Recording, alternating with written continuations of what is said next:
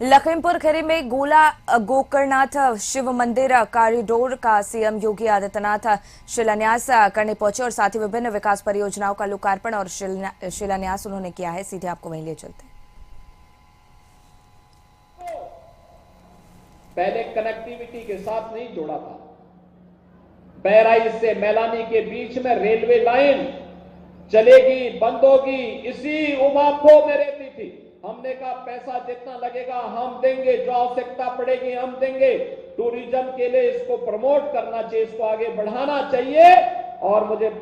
पूरा विश्वास है कि भारतीय रेल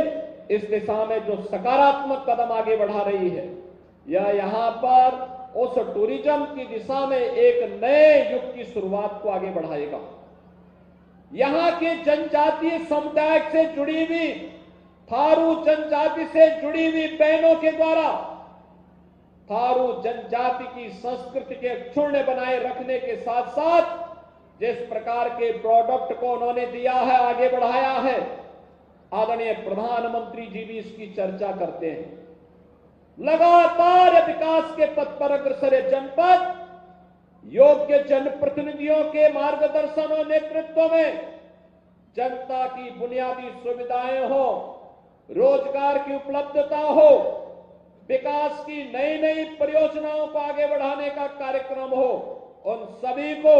द्रुत गति से आगे बढ़ाया जा रहा है। और उसी क्रम में आज मुझे शिवरात्रि के ठीक पहले यह सौभाग्य प्राप्त हुआ है कि मैं आपके बीच में आ सकूं और मैं सौभाग्य मानता हूं कि मुझे अभी प्रयागराज जाना है, लेकिन प्रयागराज के पहले मुझे यहां पे बाबा का दर्शन करने का सौभाग्य प्राप्त हुआ, मंदिर में पूजा करने का सौभाग्य प्राप्त हुआ। आपको तो शिवरात्रि के दिन सौभाग्य प्राप्त होगा, लेकिन शिवरात्रि के दिन मेरे अन्य कार्यक्रम लगे थे और भीड़ भाड़ से बचने का प्रयास भी, जिससे जनता जनार्दन को परेशानी न हो,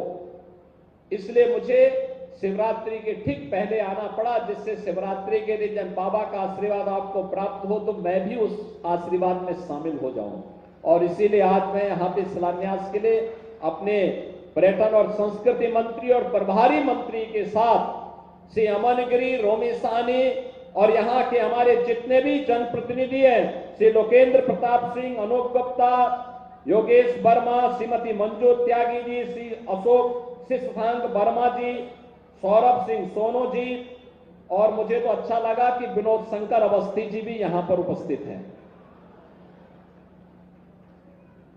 मेरे पास समय होता तो मैं उनकी कुछ कविताओं को जरूर सुनता,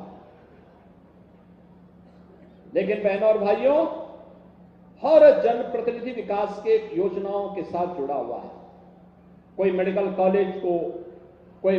एयर स्ट्रिप को एयरपोर्ट के रूप में विकास करने के लिए, कोई दुधवा नेशनल पार्क को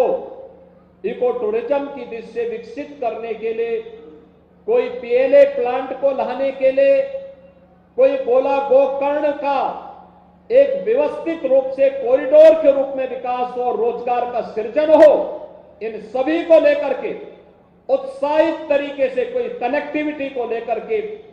जिस उत्साहित भाव के साथ यह कार्यक्रम आगे बढ़ रहा है, मुझे लगता है कि लखीमपुर खीरी आने वाले समय में इन सभी संभावनाओं को आगे बढ़ाएगा और प्रदेश के विकसित जनपदों में से एक होगा।